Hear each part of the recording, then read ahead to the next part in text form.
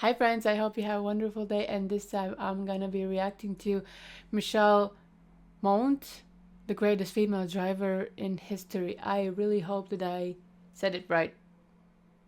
I like the title, so let's just start. The year is 1982. We find ourselves in the Ivory Coast, at the start of the final leg of a crucial round in the rally season.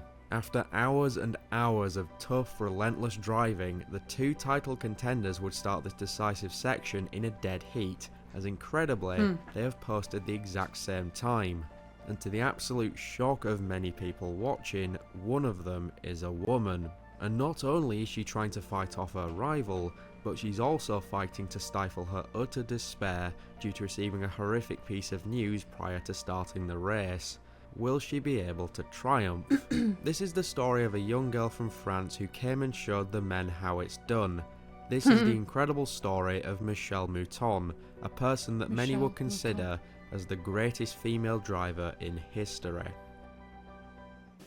Hi guys, the Roop here.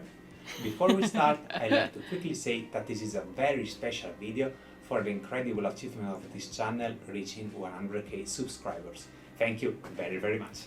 MICHÈLE Mouton is one of my favorite rally drivers of all time, and her story is truly incredible, as she was definitely vital in helping me foster my addiction to the sport. So I decided to dedicate my 100k subscriber special to her and her amazing career. To make sure the quality of the video is as good as it can be, the narrator and language revisor is again our friend Jacko. Don't forget to visit his channel. But without further ado, grab some popcorn as we head to the beautiful landscapes of southern France.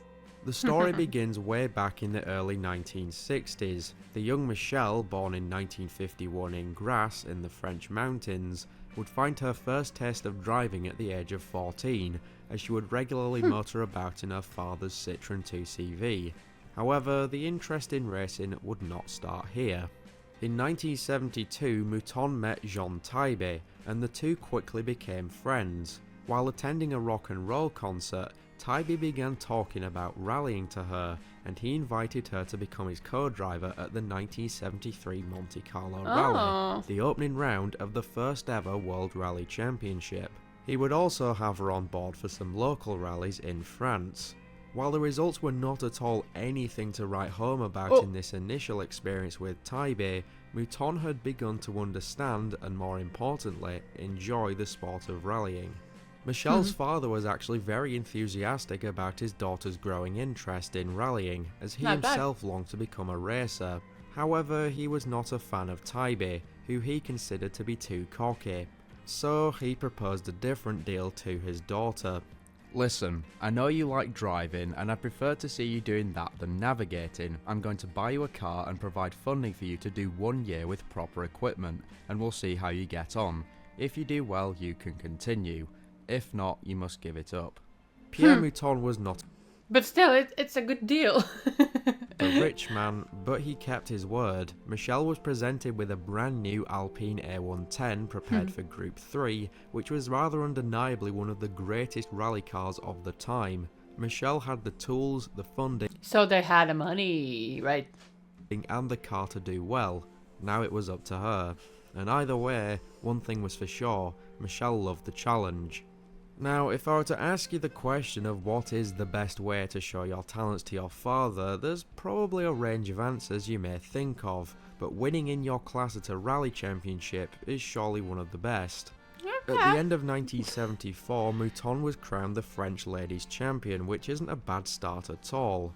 With these achievements, the bet was won, her father was content, and the first sponsors began to rear their heads, and so MICHÈLE's racing career was to go ahead. In 1975, Mouton would defend her French title, even adding to it with the European ladies crown. For MICHÈLE, however, one thing had become very clear. She wasn't going to find much more competition by racing solely against the women. She had her eyes on bigger fish, the men. Her philosophy explains her position rather well. When you're in the car, nobody can say if it's a man or a woman driving. Yep. And so, in that year's WRC round in France, she surprised everyone in the masculine world with a very impressive 7th overall and first in class, more or less 20 minutes ahead of her closest adversary, Bernard Picon. In fact, her Okay. success here was such an upset that rumours began to spread of a quote-unquote special engine that was mounted in her car. However, after passing scrupulous inspection by the WRC officials, her opponents had come to terms with the fact that there was nothing unfairly special or advanced about her car at all. Michelle was simply a badass, plain and simple. And it wasn't just rallying that Mouton was testing the waters on. In the same year, she also tried her hand at circuit racing, debuting at the Circuit racing. Maybe I will sound dumb, but what is that? I don't think I have heard that. 24 Hours of Le Mans as part of a completely female team. The result? Yet another class victory for the French driver, piloting the 2-litre Moynet LM75 prototype. About her track racing experience, Michelle remembers, "It started to rain and I started to pass everybody. I was running on slicks. In the pits they were saying, 'Michelle, you must stop,' but I didn't want to because I was passing everyone." However, she seemed to get much more enjoyment out of the ever-changing routes and surfaces found on rally stages, and so she wouldn't really look to compete in any more circuit races after this. 1976 would see the streak of good results continue, with an 11th at the Monte Carlo rally. However, it was more of a transitionary year for Mouton. 1977 though would be a great season for her. French company Elf would sponsor Mouton and she would tackle the European Rally Championship in the main class, piloting a Porsche 911 Carrera RS. It was in this championship that Mouton would see her first overall win at the 1977 Rally de España, and with some other good results backing this up, she would place second overall in the championship standings, behind veteran driver Bernard Darniche, but ahead of rising star Ari Vatanen. Michelle would then move over to Fiat for 3 seasons. Initially, she would describe the new 131 Abarth as terrible to drive due to an absence of power steering and the engine being at the front, but she would later admit that the Fiat was very important for her to understand how to drive faster.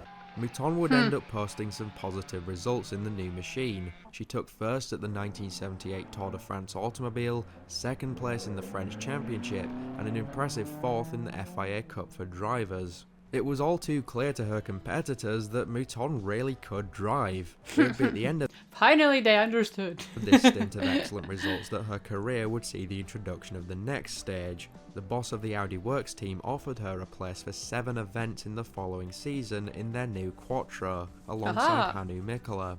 Audi's decision to nominate her instead of established male rivals attracted a great deal of publicity for the Ingolstadt team. The German manufacturer was the first to bet on the superiority of 4-wheel drive technology being applied to road cars. Of course, the story goes that most other teams doubted it would work at all, but as you all probably know, Audi proved them wrong. Very wrong. From here on out, the landscape of rallying was completely changed. The Quattro basically became the frontrunner for almost everything on the rallying calendar. Mouton would recollect her first test with the Quattro to motorsportmagazine.com. The new technology was obviously interesting and revolutionary, but I wasn't as bothered about that as I was about the possibility of challenging for the WRC title. I remember how impressive the car felt during some early testing in the snow, when on standard rubber the Audi felt the same as other cars did on studded tyres. In 1981, Audi contested more or less half of the events and was essentially a learning year, as both the car and the entire team behind it were brand new. In any case, the team's first win arrived very quickly at the second round, Sweden, thanks to Hannu Mikkola. As for Michelle, well, the season did not start brilliantly. Sand in the fuel tank forced the Queen of Speed to stop even before beginning the first round, Monte Carlo, immediately setting her on the back foot. At Mouton's next round, Portugal, things did go a little better. She would begin her long partnership with Italian co-driver Fabrizio Pons, and she claimed victory on 7 stages, but after suffering some electrical problems, would settle for 4th. However, in the following rounds, while the French driver was showcasing a very good pace, a lack of both personal experience and reliability in her car would mean that she would ultimately earn no more points. But then came the day when Mouton would truly carve her place into motorsporting history, and it wasn't long after. The day is the 10th of October 1981, the last day of Rally San Remo. Despite beginning the rally in a rather disappointing 13th place, the multi-surface event quickly changed from tarmac to gravel, and very quickly she started to recover. Woo. With Mikola already lingering behind with technical problems, and with her other teammate Tsunoda crashing, Mouton had become the last hope for Audi, and the news got even better for her. Walter Röhrl, who was enjoying a comfortable lead in his Porsche, would end up breaking his gearbox, and so the French driver was able to swoop in and take the opportunity for the lead. However, in rallying you really can't count your chickens until the eggs have hatched. Michelle arrived at the next service point among clouds of smoke and sparks, with a wheel on full lock. The mechanics took more time to repair the damage than she had available, and Michelle was slowly losing all the time that she'd been able to build up. Her advantage had been reduced to as little as 30 seconds. Ari Vatanen, who was snapping at her heels in second, observed, "The day I will be beaten by a woman, I will stop racing." It was clear that the I kinda didn't like that comment. I know we are not usual the best, but why some can't be better than you, dude?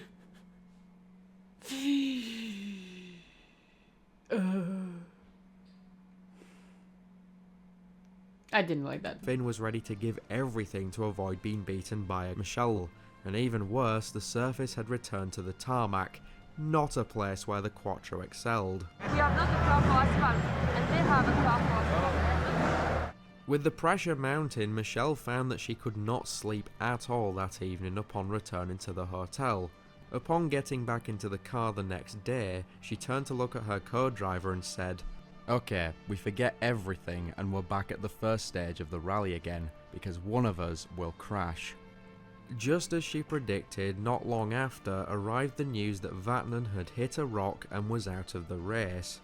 And now really nothing could stop the French girl, and Mouton managed to score her breakthrough WRC victory in San Remo, beating out the very best of 80s rally drivers. This was enough proof that she really had what it took to fight for the title, and a full season seat was confirmed by Audi for 1982. Things had seemed to fall into place for Michelle. Audi had created a car that could easily win on gravel, dirt and snow.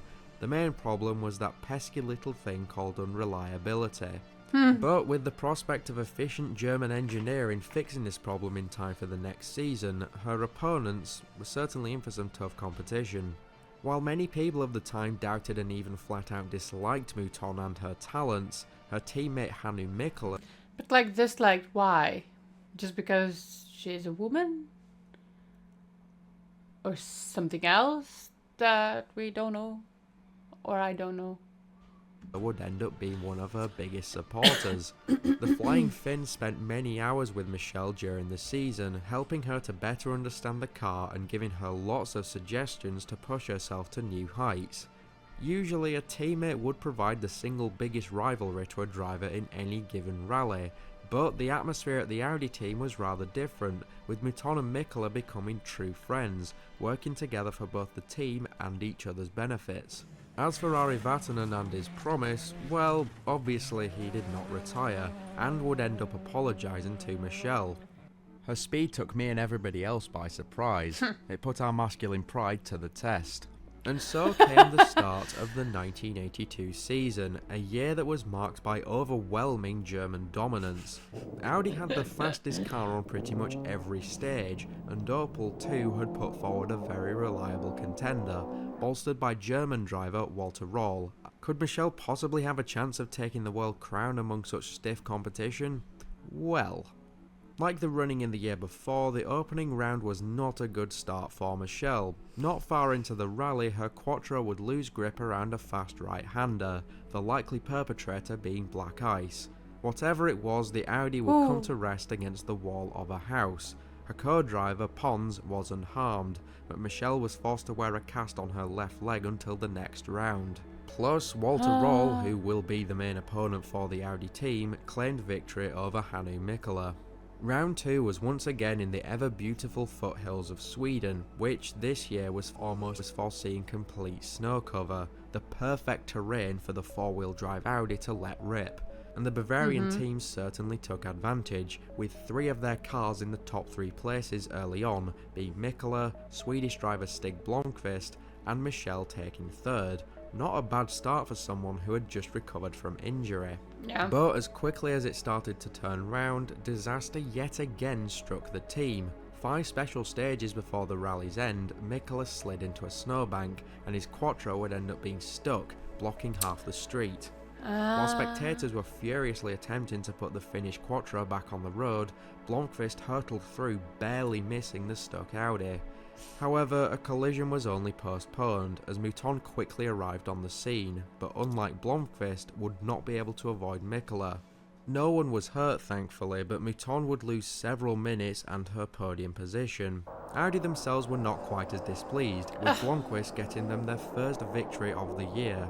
Roll would settle for 3rd, and Michelle would limp to the finish in 5th. Still not bad though. 3rd round brought the competition to Portugal, a mixed surface event, the first leg to be on tarmac with the rest on dirt. Mouton had already shown good pace here in 1981, so this would be her opportunity to fight her way back into a top position after a poor season start. By the end of the first leg she was in 4th, behind MICHÈLE and the 2 Opel Asconas of Henry Toivonen and Walter Roll. Dissatisfied, the French driver really put the pedal to the metal when the race reached the gravel, and despite the fog, she was unstoppable. MICHÈLE would roll his Audi on the first special stage of the second leg, and both the Opel drivers would fall away from the lead one after the other. And Michelle confidently earned her 2nd ever WRC victory, a whole 13 minutes ahead of Per Eklund's Toyota Celica, and a whopping 27 minutes ahead of the 3rd place Audi of Franz Wittmann. With Roll breaking his steering and ultimately crashing his Opel, Michelle was able to climb her way back up onto the leaderboard. She was now 2nd in the driver's standings, just 4 points behind her German rival. For the Safari Rally, an African marathon where reliability is the key to winning. They did even drive in the Safari? Okay. I don't know why I didn't expect it. Audi decided on a no-show. The new car was still considered too fragile and unreliable for the demanding event. With Opel's Roll claiming 2nd, his advantage over Michelle would increase. This was not helped by the fact that round 5 was the all-tarmac Tour de Corsa, and it was fair to say that this round was an absolute disaster for the Audi squad. A mechanic crashed MICHELE's car before the start of the event, and so the Finnish driver had to start the event in a practice car, and he broke the gearbox after only 7 kilometers. The event continued along this trajectory. Mouton, the lead Audi, was only able to scrape herself 7th place, as the Quattro was simply too heavy and bulky for the narrow Corsican streets. And so, both Audi and Mouton knew that round 6, the Acropolis Rally in Greece, was going to be crucial to maintain competitiveness in the hunt for the title. Yeah. However, the Acropolis is considered by many to be the European Safari. No less than 1,000 kilometers of stages across numerous different terrains, most intimidating of all being the dusty, rocky mountain roads that claimed its fair share of racers each year. But this did not deter the French driver. As early as halfway through the first leg, Michelle had already been able to settle herself into a very advantaged position. What's there? Plus, with rivals having It looked like something is almost falling apart and on the back. Backside of the car. problems and many being forced to retire, Mouton would practically coast along in first place unchallenged, and she kept up this streak, winning almost half of the special stages, and ultimately finishing with yet another 13-minute advantage, this time over her German rival, Roll, who rolled across in 2nd. Mouton had yet again saved the day for Audi. Of the 4 Quattros on the starting line, hers was the only one to see the finish. Even better, Michelle had now been promoted to the position of Audi's first driver. In fact, MICHÈLE, plagued by a range of consistent problems, was completely out of contention for the title. It had now become essentially a two-way battle. Roll was currently leading the pack, 20 points ahead of Mouton. Walter clearly felt the pressure, the media continuously writing that he could be the first man to be defeated by a woman. He replied caustically, stating that, "You could put a monkey in the Audi and it would win." While Go away. Go away. I don't know. Sit in the corner. Think what you did. What you said.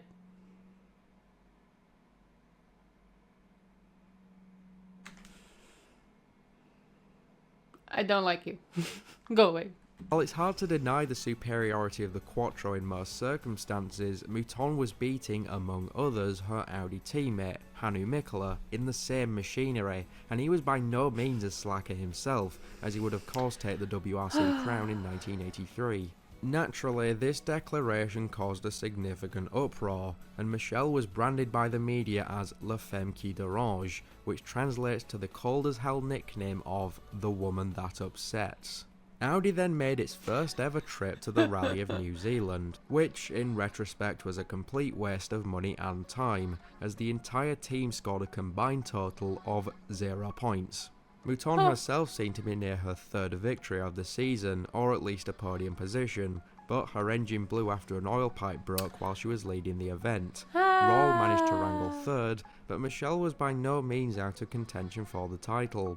The 8th round of the season on the muddy and marshy dirt tracks of Brazil was likely the most engaging round of the head-to-head between Mouton and Roll yet.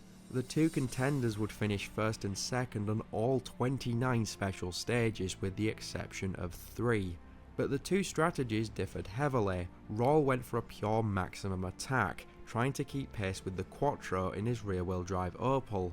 Michelle, by contrast, simply opted to keep up a good pace and avoid putting too much pressure on her fragile car. The four-wheel drive gave her a huge advantage here. Heavy rain welcomed the drivers on the first leg. The result? Only 8 out of 55 cars started the much sunnier second leg, with the Only 8 of 55? Whoa. two title contenders switching positions numerous times.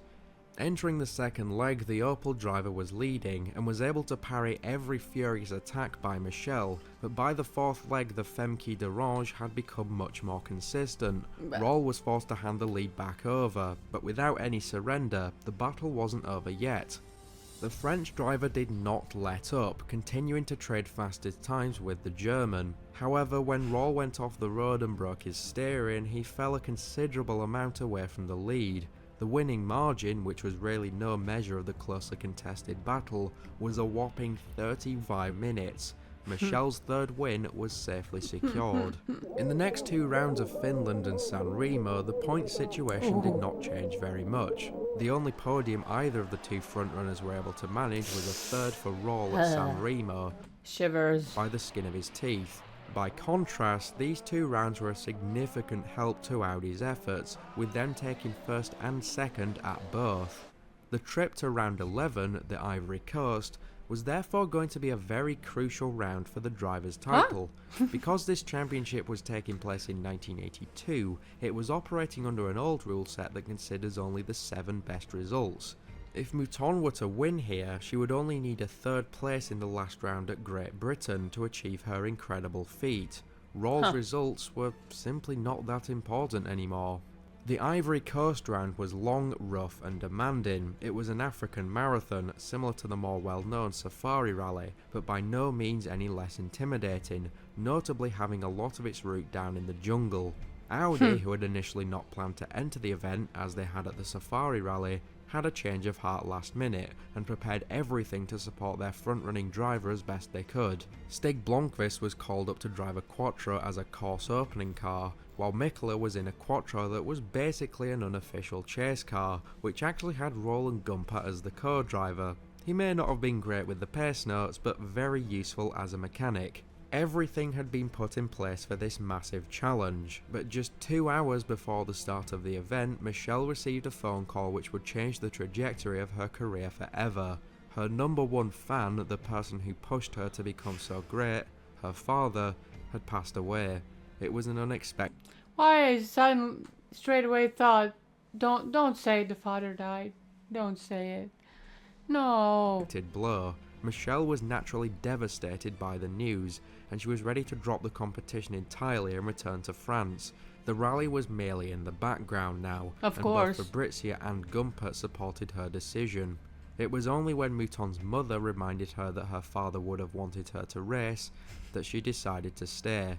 Perhaps marking this win for her father would be a fitting goodbye.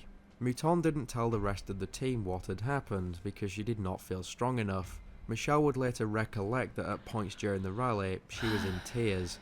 Yet, despite everything, the grieving driver managed to build a 25-minute lead early on, later stretching it to a seriously impressive near 90 minutes. At this point, as a precaution, the team decided to change the gearbox. However, the operation did not go well. The clutch was now not working, and so they had to replace everything again. In total, this gearbox fiasco cost an hour and a half, which meant almost 1 hour of penalisation. Her lead over second place, Roll, shrank to a mere 25 minutes, and there was still the fourth and final leg to contest with. And the problems didn't end there, as at the start of the final leg, Mouton's Quattro simply did not want to start, and Michèle lost another 25 minutes. Like it was part of a movie script, the two title contenders were now entering the final day with identical times. And then came the 46th time stretch, which contained a very infamous turn after a long straight. Both Eklund and Roll went off the road here, though came away with very little damage. Mouton, however, was not so lucky. After coming off the road at the same place, the Quattro would roll numerous times, damaging pretty much everything including the windscreen. However, it could still move, even if not in great condition. Mouton would now have to push even harder to increase the distance between her and Roll, but with it now being foggy and with a complete lack of pace notes, which had flown out of the car during the crash, another inevitable accident would follow. With the Quattro even more damaged than before, former world champion Bjorn Waldegaard, who was driving for Toyota, arrived on the scene. He and his co-driver would try and help get the Audi back on the road, refusing to restart without seeing the Quattro moving again. Bruno Sebe, a Renault driver, would also arrive to help out. Michèle and Fabrizio were very moved by this generosity, but it was clear that the car had experienced a complete knockout, and Mouton was forced to throw in the towel. Unfortunately for her, this would now make it impossible to overtake the German, and Walter Roll would claim the title of the 1982 World Rally Champion. Decades later, Roll told Dirtfish, "Really, it was nothing to be world champion, but it would be a very special thing for the future to have had a woman be the world champion." Even after suffering defeat, Michèle did not dwell on losing the title, considering the terrible news that she had received before the rally. In Claude Garnier's opinion, her boyfriend at the time, the loss of her father was an important contribution to the end of Mouton's driving career. She would slowly change and started to think about relationships and having a family. Some consolation would come though. After claiming second at the final round in Great Britain behind her teammate MICHÈLE, she ended the season in second place. Audi, on the other hand, was proclaimed the Constructors' Champion of 1982, the first German brand to achieve this. In a previous video on this channel, we covered the 1983 season of the World Rally Championship, a titanic battle between the reigning champions, Audi, and returning rally legend, Lancia. While it was a true story of Audi and Lancia, yeah, I saw that, but it was from Top Gear? No. Jimmy. Oh, no, not Jimmy, Jeremy. Close. I'm bad with names. Oh my god. But yeah. David versus Goliath, we won't dwell on it here, link to it is in the description. By contrast, 1983, for Mouton at least, was not a successful follow-up to her efforts in 1982. The main rival of Mouton this year was luck.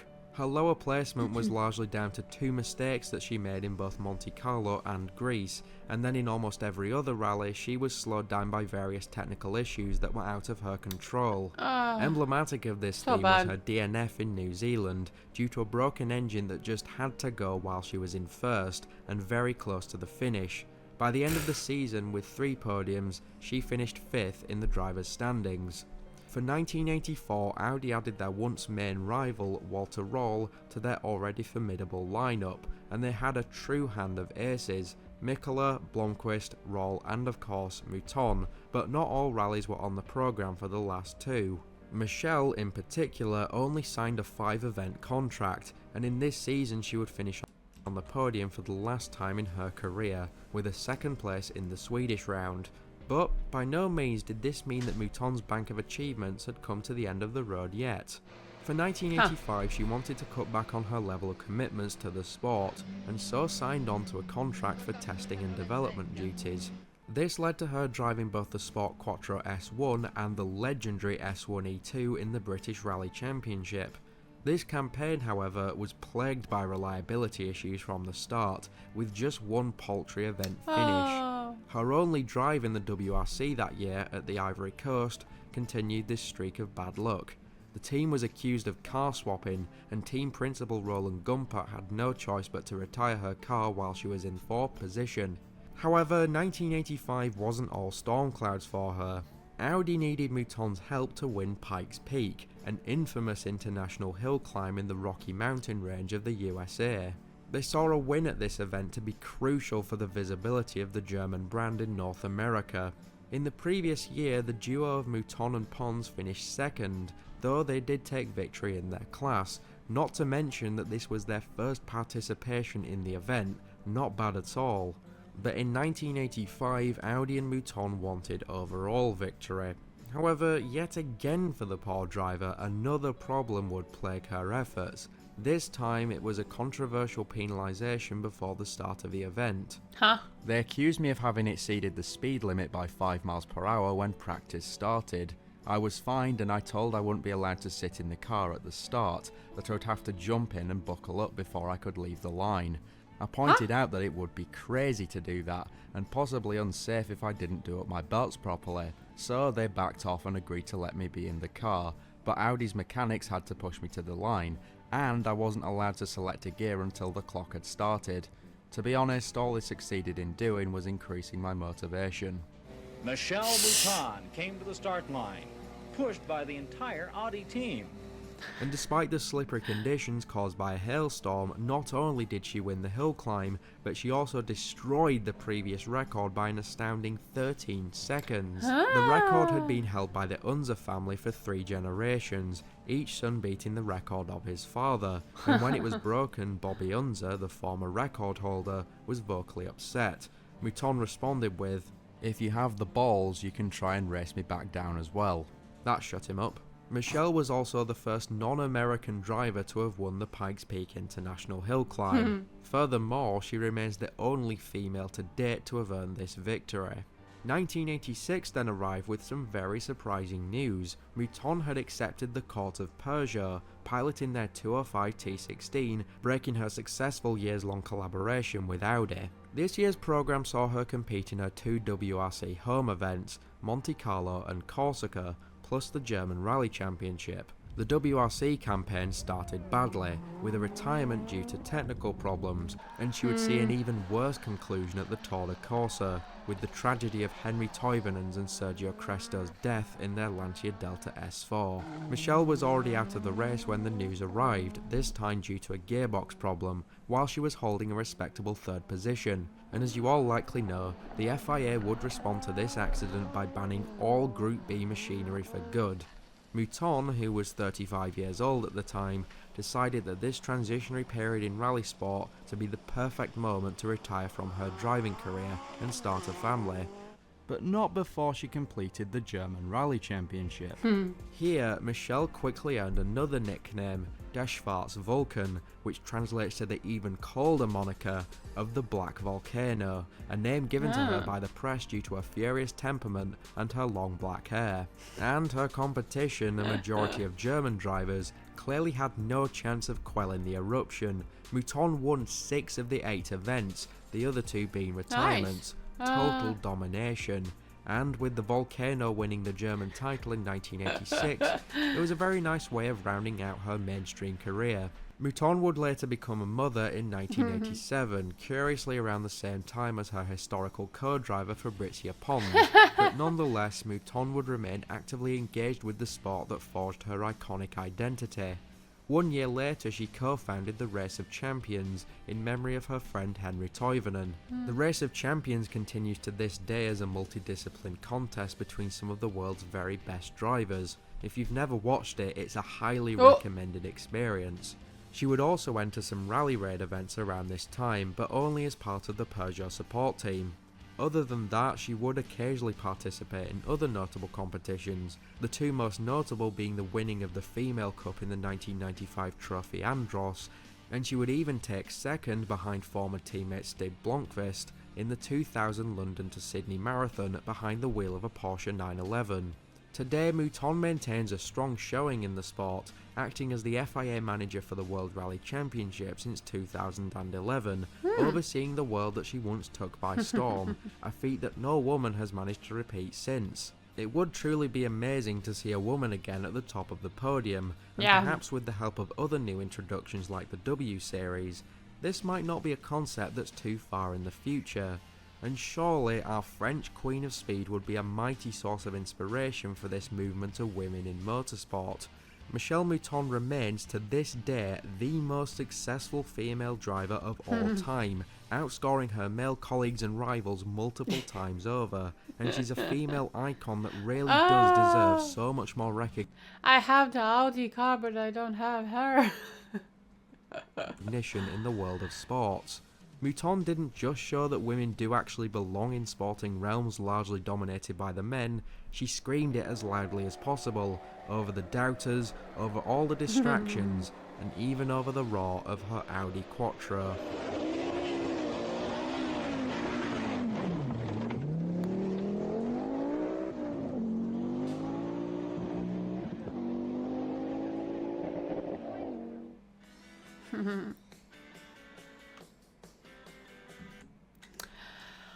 Oh my, this was so fun. But yeah, every time when I'm hearing that driver hears a really bad news before the race, I'm just basically speechless that they can. Okay, she did cry with, not like cry, but like with tears in her eyes, and still did drive. But to still collect yourself, get yourself together to do it, that's just amazing, and I don't think I could. But yeah, such a great video. But yeah, I would really enjoy it if I would see some good racer girl, woman again someday. But yeah, thank you for suggesting this video, and I hope you did enjoy this video, and if you did, please consider to leave a like and subscribe, and yeah, take care. Bye.